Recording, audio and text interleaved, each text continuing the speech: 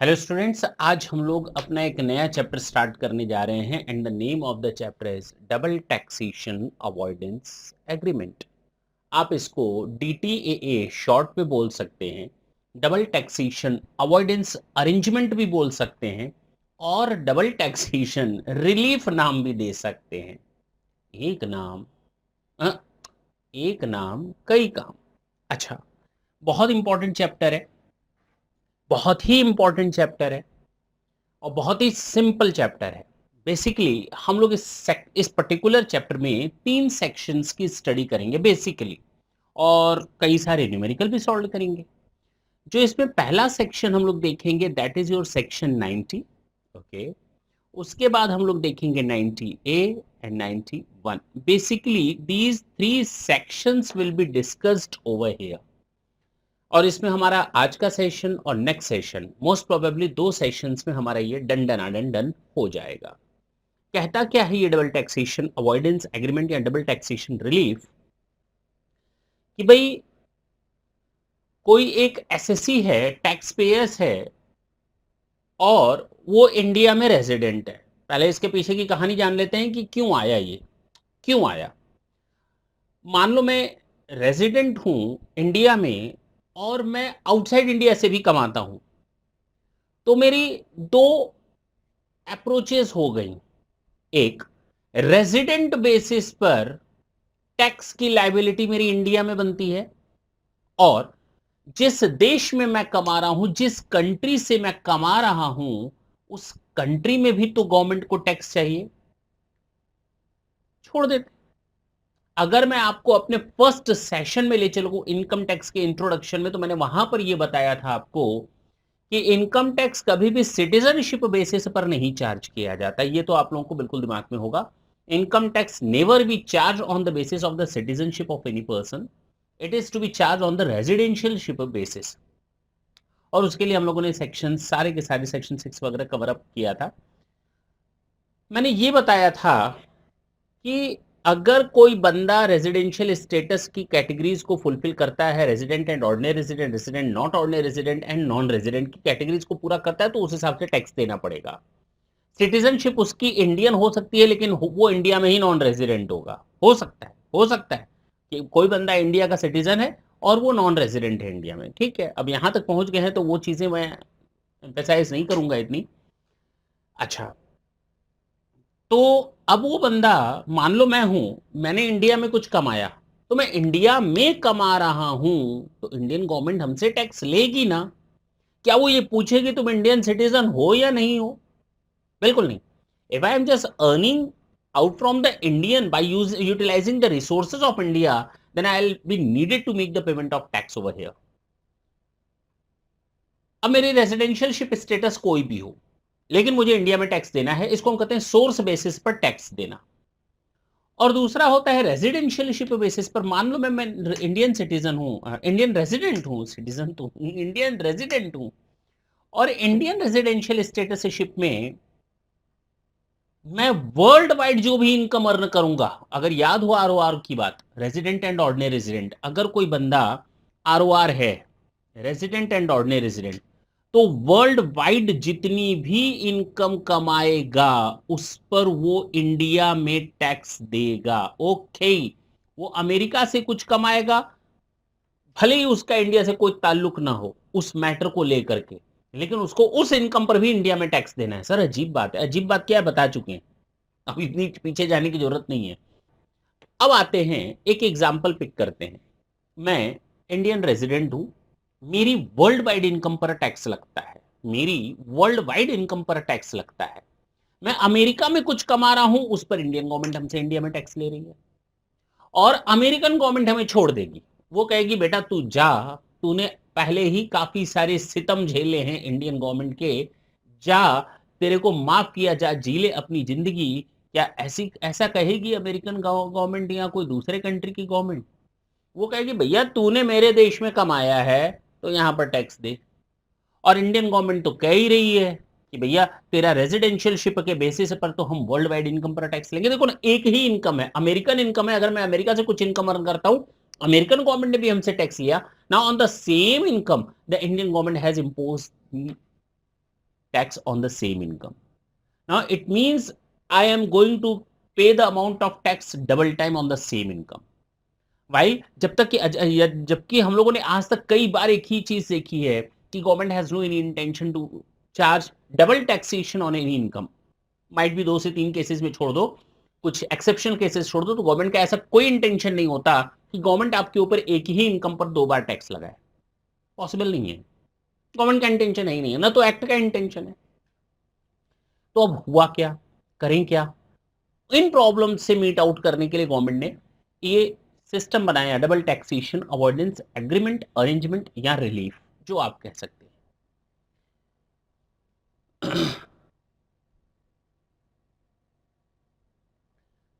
जब हम पढ़ाते थे बच्चों को, तो पढ़ाते तो आज भी तो जब बच्चों को क्लासरूम में पढ़ाया जाता है तो बच्चों को मुझे कई बार ये चीज़ बोलनी पड़ती है.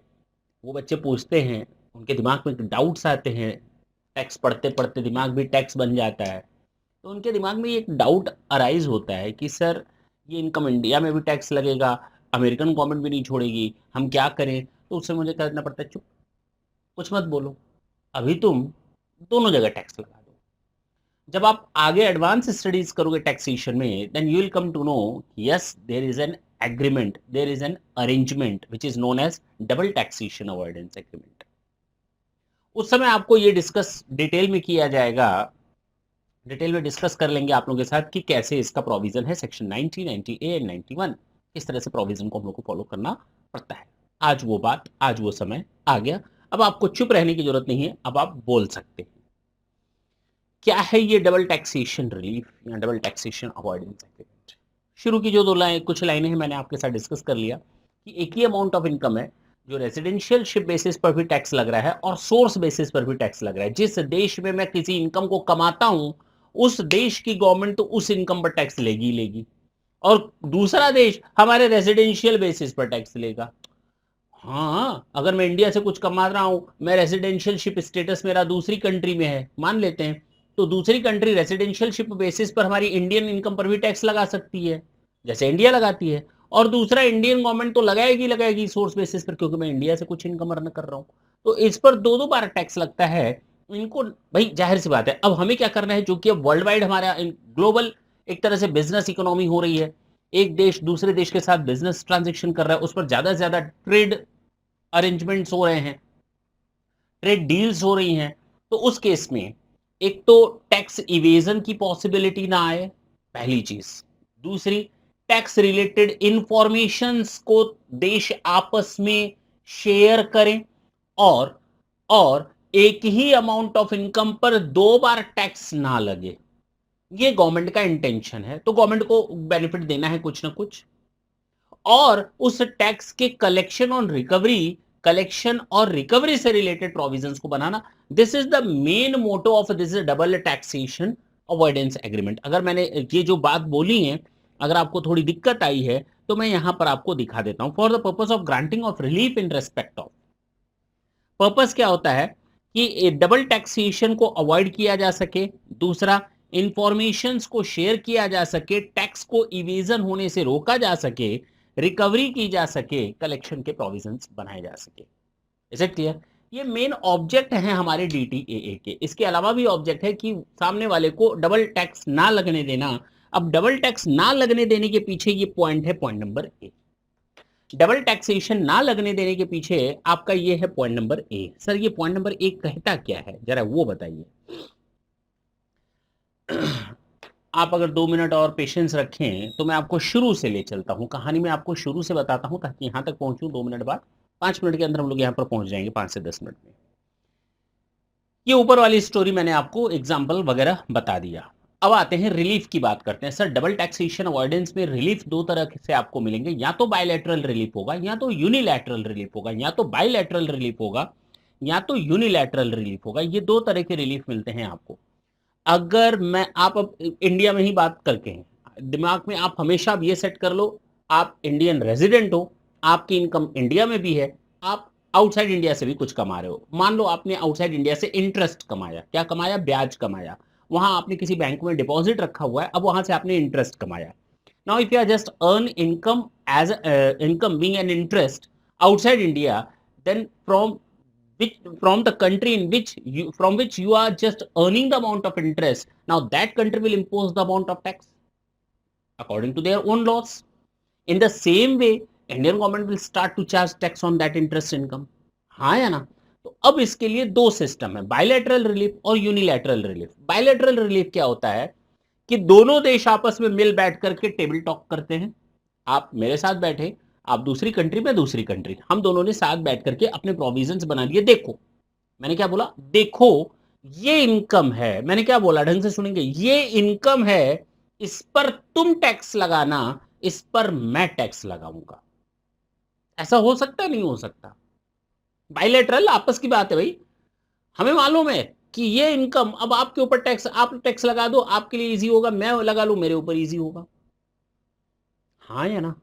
या एक काम करते हैं, टैक्स का बेनिफिट दे देते हैं। क्या दे देते हैं? टैक्स का बेनिफिट दे देते हैं। कैसे देंगे उसको भी देख लेते हैं।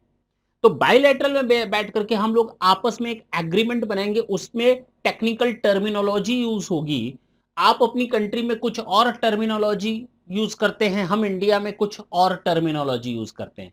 हमारे इनकम टैक्स एक्ट में इनकम की डेफिनेशन डिफाइन है, आपके यहां भी इनकम टैक्स में इनकम की डेफिनेशन डिफाइन है। आपके कंट्री में कुछ और डेफिनेशन है इनकम की, मेरी कंट्री में इनकम की डेफिनेशन कुछ और है, मान लेते हैं। तो अब दोनों लोग बैठ रहे हैं, तो चलो इनकम को डिफाइन कर लेते हैं, इनकम को ही डिफाइन कर लेते हैं। ये इनकम की डेफिनेशन ना तू मान, ना मैं मेरी मानू, ना तू तेरी मान। हम लोग बैठकर आपस में एक डेफिनेशन क्रिएट कर लेते हैं बाइलैटरल बेसिस पर। तो देखो ना, अब जो आपके यहां इनकम की डेफिनेशन है वो गई किनारे, और मेरे कंट्री में जो हमारी डेफिनेशन है इनकम की for the purpose of these transactions, वो इनकम की डेफिनेशन गई किनारे। Now that particular income which will be defined under bilateral agreement और अरेंजमेंट विल प्रिवेल। ये याद रखेंगे, वो प्रिवेल करेगी। तो ये इनकम तुम टैक्स लगा दो, ये इनकम हम अपने यहां टैक्स लगा लेंगे। हो सकता है ऐसा, या टैक्स में बेनिफिट दे देते हैं। इनकम को मारो गोली, इनकम लगा दो टैक्स, तू अपने यहां टैक्स लगा, मैं अपने यहां लगाता हूं, लेकिन टैक्स में बेनिफिट दे देते हैं। अगर वही इनकम तुम्हारे यहां टैक्सेबल होगी, मेरे यहां भी इनकम वही टैक्सेबल हुई, तो अब इनकम एसएससी के ऊपर क्या लगा? आपके यहां भी टैक्स लग गया, मेरे यहां भी टैक्स लग गया। चलो दूसरा रास्ता ये है, टैक्स में डिडक्शंस दे देते हैं, टैक्स में बेनिफिट दे देते हैं। आप अपने यहां ये बेनिफिट देना, ये तरीका यूज करना, मैं अपने यहां ये तरीका यूज करूंगा। हो सकता है? नहीं हो सकता? हाँ भाई, टेबल टॉक कर रहे हैं, बायलैटरल है। इनकम कोई किनारे कर लिया, चल 10 में से 3 इनकम तेरे यहां टैक्सेबल, 7 इनकम मेरे यहां टैक्सेबल, 7 इनकम तेरे यहां टैक्सेबल, 3 इनकम मेरे यहां टैक्सेबल, या चलो 10 की 10 तेरे यहां भी टैक्सेबल, 10 की 10 मेरे यहां भी टैक्सेबल। अब डबल टैक्स लग गया तो टैक्स में रिलीफ दे दो, बेनिफिट दे दो। ये भी एक तरीका है। तो डबल टैक्सेशन अवॉइडेंस के पीछे ये दो लॉजिक हो सकते हैं। जो मैंने आपको ये 2 पॉइंट बताए ना, ये यही पॉइंट है। पहला, इनकम को माफ कर देना, income on which have been tax have been paid both income on which have been paid both income tax under the act and income in that country or specified as the case may be, or income tax chargeable for the granting of relief in respect of the income tax chargeable। तो grant कर रहे हैं relief किस पर? Income tax पर। पहले में क्या था? ग्रांट कर रहे हैं रिलीफ किस पर? इनकम, जिस पर दोनों कंट्रीज में टैक्स लगता था। अब क्या करेंगे हम लोग? इनकम को ही हटा देंगे, ये बता देंगे कहां पर कौन सी इनकम कहां टैक्स लगेगी। तो ये ऑब्जेक्ट है हमारा कुल मिलाकर, इंफॉर्मेशन शेयर करना, टैक्स इवेजन ना होना, हाँ या ना, कलेक्शन एंड रिकवरी के प्रोविजंस बनाना, ये अवॉइडेंस एग्रीमेंट का एक हिस्सा होता है। और इसको हम लोग बायलैटरल रिलीफ भी बोलते हैं। क्या बोलते हैं? टेबल टॉक हो रही है, दोनों लोग आपस में बैठ करके अपने एग्रीमेंट्स बना रहे हैं। तो ये है आपका बायलैटरल रिलीफ। तो बायलैटरल रिलीफ में 2 सेक्शंस कवर होंगे, 90 और 90A। देखो ना, मैंने शुरू में ही बताया था, ये 90 एंड 90A ये बायलैटरल है। और ये क्या होगा सर? ये पक्का यूनिलैटरल होगा। हाँ, ये है ना यूनिलैटरल, ये देखो ना, यूनिलैटरल रिलीफ सेक्शन 91। ठीक। अच्छा, जब बायलैटरल रिलीफ की बात होती है तो जो 2 चीजें आती हैं, एग्जेम्पशन मेथड मैंने बताया, इनकम को ये एग्जेम्प्ट कर दो, ये तुम्हारे यहाँ टैक्स नहीं लगेगा, ये मेरे यहाँ लगेगा, ये मेरे यहाँ नहीं लगेगा, तुम्हारे यहाँ लगेगा। दूसरा, टैक्स का क्रेडिट, दोनों देशों में टैक्स लगा लो, टैक्स का क्रेडिट दे दो। Now these are 2 ways to give the benefit to the SSE to prevent them to charge taxation on the same income double।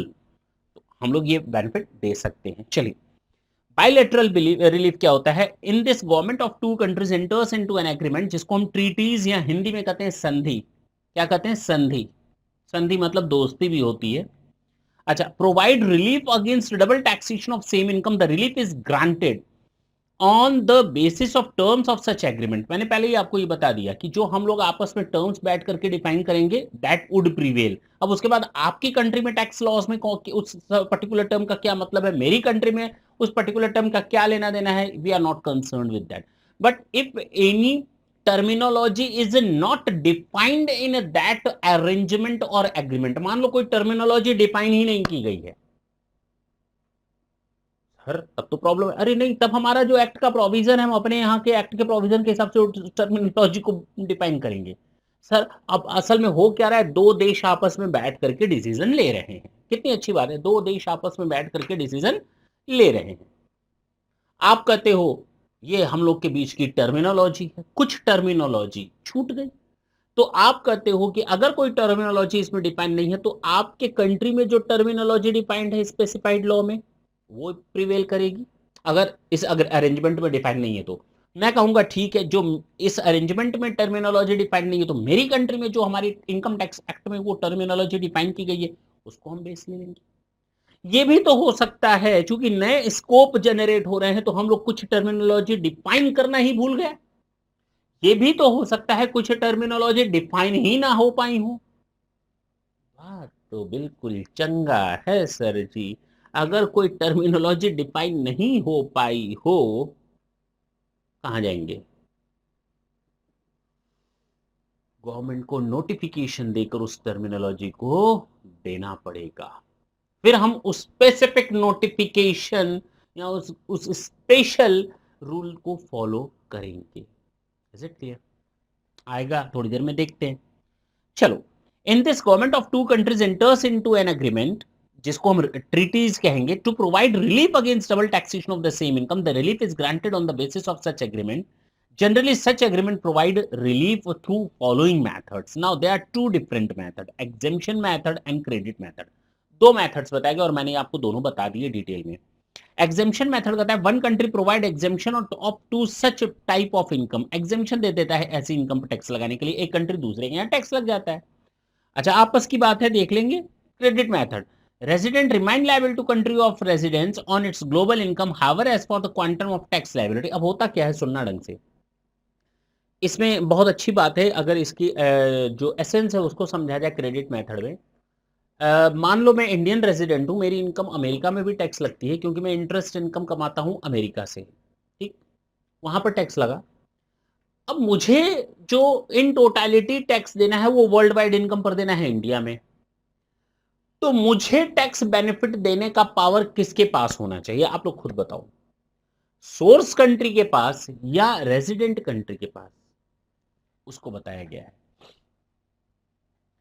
कहता है resident remain liable in the country of residence on the global income, however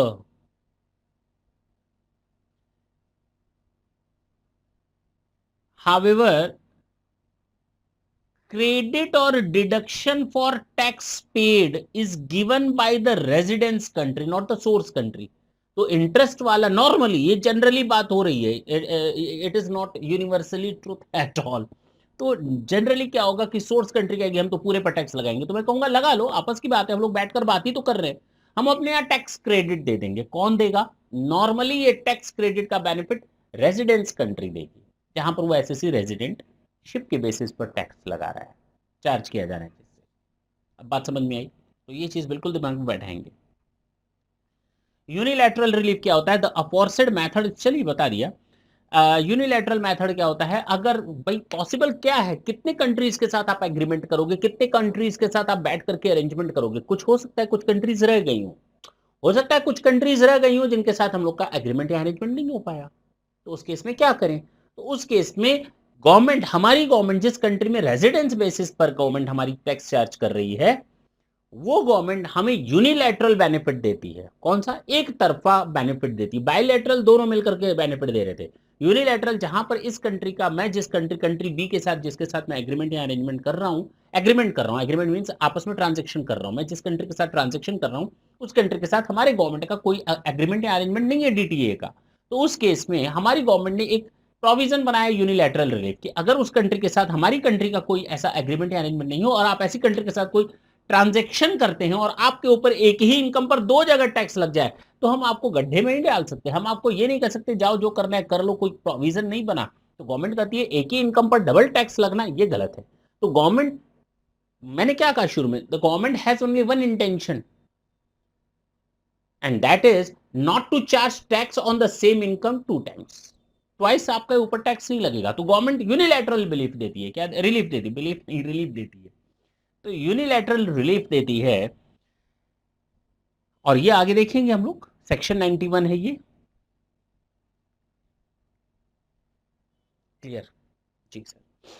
sir आपने दो section बोले थे 90 में, 90 and 90A, ये 90 है और इसके नीचे देखेंगे 90A है। ये इस इन दो क्वेश्चंस को करने के बाद जब हम लोग आएंगे, ये 90 क्या है, एक नॉर्मल एग्रीमेंट होता है, अरेंजमेंट होता है, और 90A क्या होता है, स्पेसिफाइड एसोसिएशंस के साथ होता है, बायलैटरल, बायलैटरल है लेकिन स्पेसिफाइड एसोसिएशंस है। कंट्री ए कंट्री बी है, कंट्री ए और कंट्री बी है, फ्लाइट आती और जाती है, कार्गो आता और जाता है, हाँ मींस एयरक्राफ्ट का हो गया, शिपिंग हो गया, कार्गो से रिलेटेड सर्विसेज हो गई। तो यहां पर गवर्नमेंट कहती है कि हम इनको स्पेसिफाइड एसोसिएशन मानते हुए इनके लिए 90A में प्रोविजन करेंगे। क्लियर? तो एक स्पेसिफिक एसोसिएशन है, एक स्पेसिफिक एसोसिएशन है, गवर्नमेंट में हो नॉन गवर्नमेंट हो कोई फर्क नहीं पड़ता। तो अगर कोई स्पेसिफिक एसोसिएशन है तो उस केस में आपके ऊपर 90A लग जाएगा। अगर वो स्पेसिफाइड एसोसिएशन नहीं है तो वहां bilateral agreement as per section 90 cover up होगा। और दोनों के प्रोविजन आप देखेंगे ना, जो मैंने ऑब्जेक्ट वहां बताए थे सेम वही ऑब्जेक्ट्स यहां पर कॉपी एंड पेस्ट किए हुए हैं, nothing is new in that. आप ये कह सकते हैं स्पेसिफाइड एसोसिएशन क्या हो सकता है, यहां पर नहीं लिखा है, मैं लिख देता हूं। ये हो सकता है aircraft services, shipping, cargo, freight station etcetera, फलाना एंड डेमाका, ठीक है ना, जो नोटिफाइड हो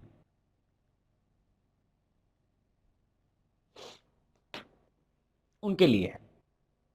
और ये पूरा का पूरा भाई पर्पस क्या है, सेम वही पर्पस है।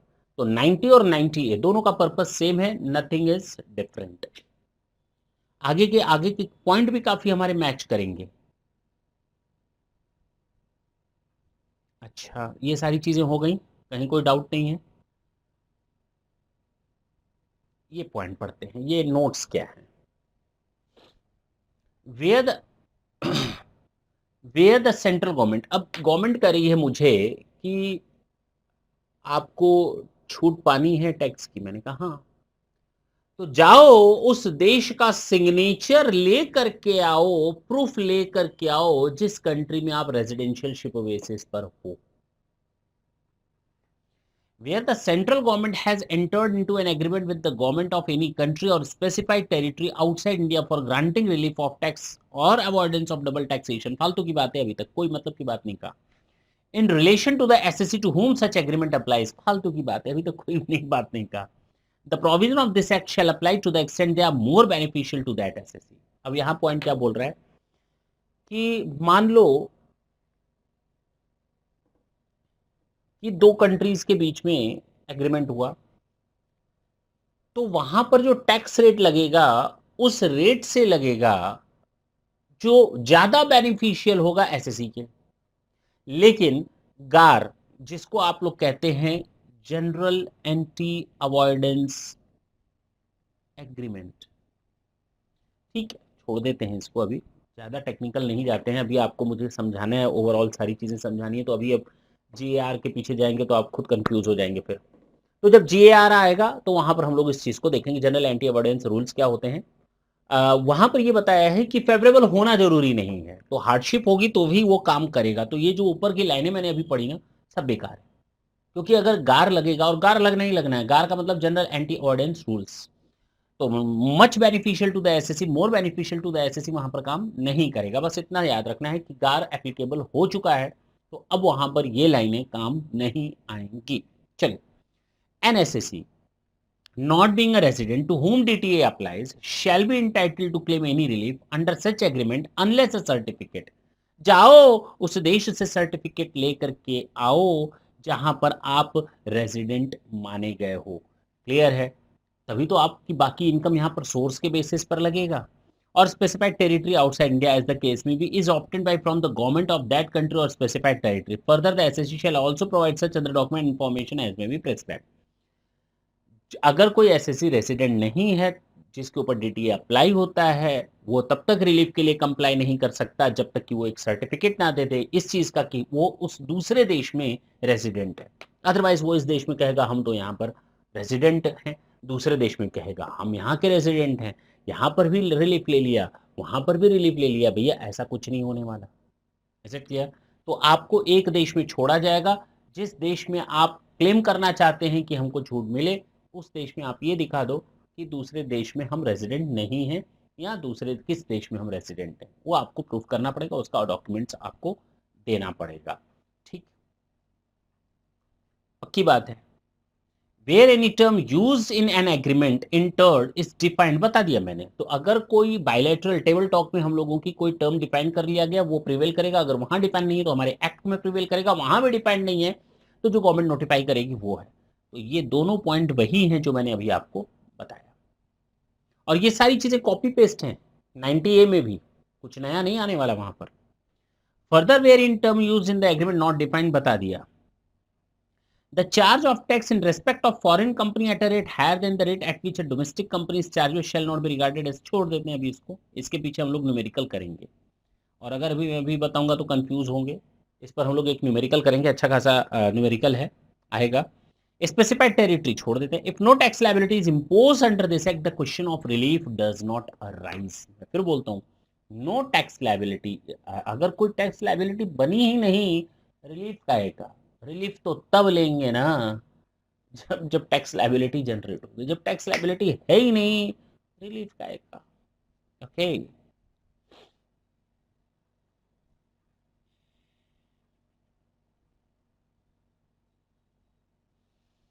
चलिए इसके बारे में बात करते हैं।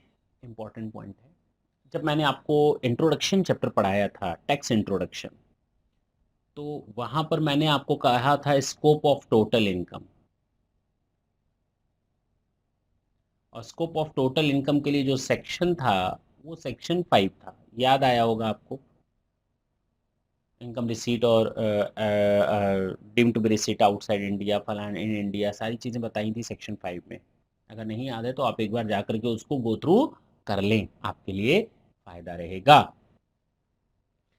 Section 4 and 5 provides for taxation of global income, तो वहां पर ग्लोबल इनकम के लिए बोलता है। हाँ या ना? पक्की बात है।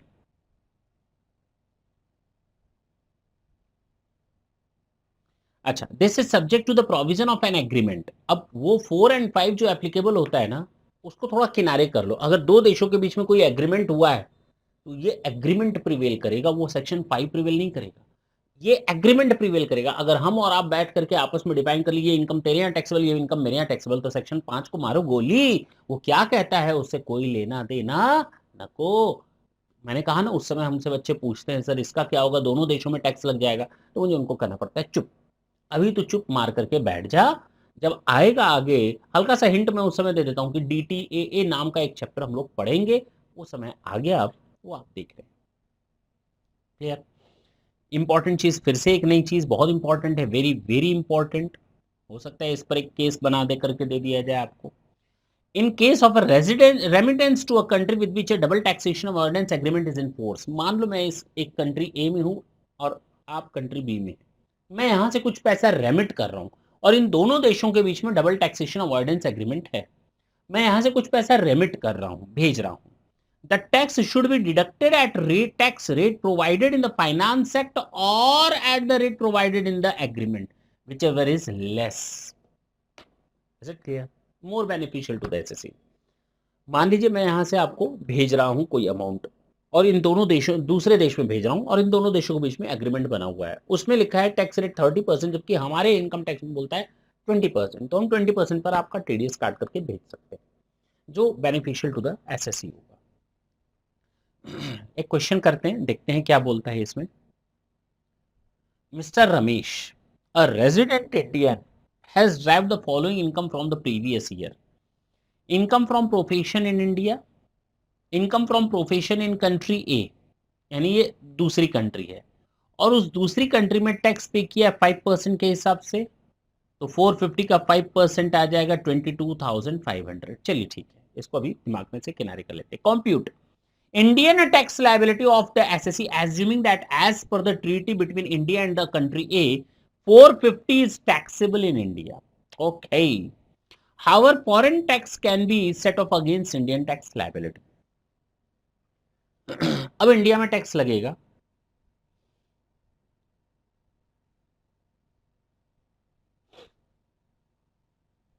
कैसे होगा ये जरा देखें। सबसे पहले आपका टोटल इनकम कितना है इंडिया में? सर इंडिया में ही टैक्स लगना है उस 450 पर भी, तो 2,44,000 एंड 4,50,000 दोनों मिलाकर आपकी टोटल इनकम हो गई 6,94,000। कितना आ गया? 6,94,000। कोई आपको डिडक्शन सेक्शन 80 वगैरह की नहीं है, आपकी टोटल इनकम हो गई 6,94,000। इस 6,94,000 पर जो टैक्स आपके ऊपर बनेगा हम उसकी बात करते हैं। अच्छा ऐसे ही कर लेते हैं, 6,94,000 में 5 लाख तक देखो तो 1 लाख का 5% आ जाएगा, और 1,94,000 का 20% 38,800।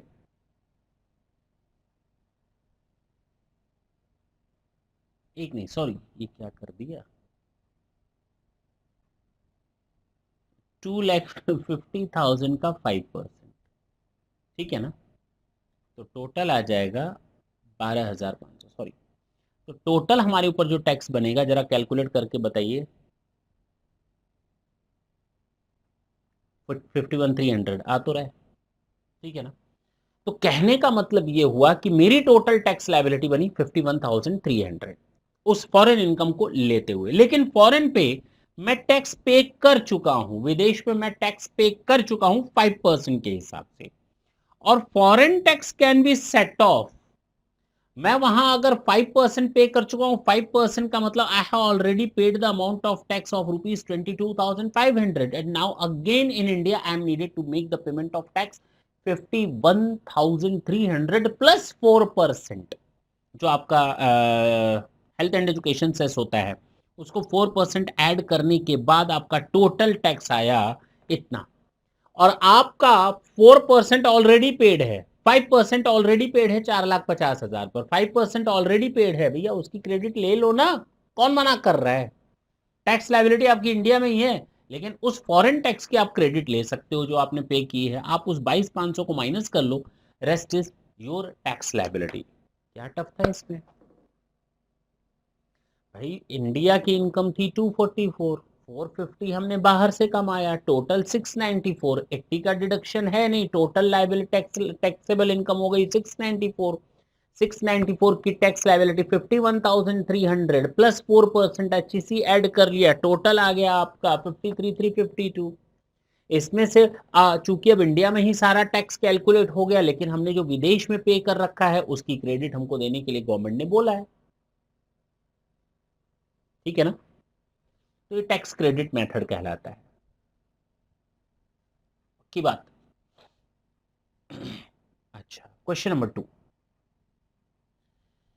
Shri Anuj, an ordinary resident in India, provides the following details of his income for the previous year relevant to फिलहाल ठीक है, टोटल मिलाकर ये हो गया 5,40,000 एंड माइनस 10,000 ये है अंडर सेक्शन 80C, तो इसकी टोटल टैक्सेबल इनकम हो गई 5,30,000।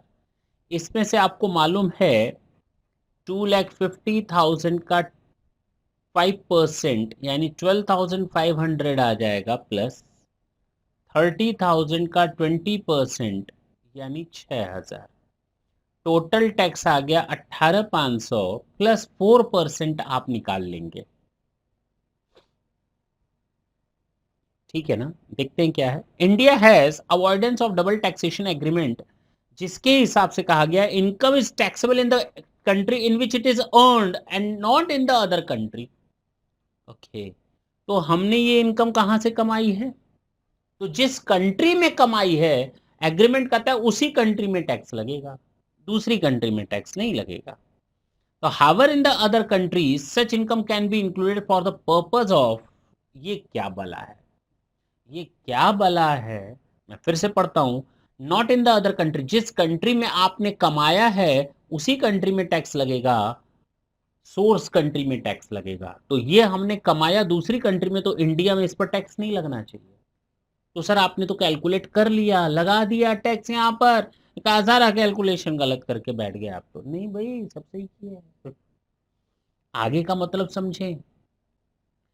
However in the other country, other country मतलब अब इंडिया की बात करते हैं, हमने कमाया दूसरे कंट्री में, उस पर इंडिया में टैक्स नहीं लगना चाहिए। लेकिन कहता है हावर इन द अदर कंट्री, यानी फिर इंडिया की बात करता है, सच income can be included for the purpose of computation of tax rate, इस इनकम को शामिल करो टैक्स रेट निकालने के लिए। तो अब आपके समझ में आया, शामिल करने के बाद आपका आ जाएगा 18,500 प्लस 4%। 18,500 प्लस 4% टोटल कितना आ गया सर? 19,240 आ गया। कितना आ गया? टोटल आपका 4% लेने के बाद टोटल मिलाकर टैक्स आपका बनता है 19,240। लेकिन सर उस 2 लाख पर टैक्स नहीं देना जो इंडिया में नहीं कमाया था, नहीं देना। मैं कहाँ कह रहा हूँ, आपकी टोटल इनकम थी कितनी सर? 5,30,000। तो 5,30,000 की टोटल इनकम पर आपको टैक्स कितनी लाइबिलिटी बननी चाहिए? बनी नहीं, बननी चाहिए, दैट इज 19,240। तो 2 लाख रुपए पर कितनी टैक्स लाइबिलिटी बनती है आपकी, वो माफ कर दो, माइनस कर दो ना, कैलकुलेट कर दूं।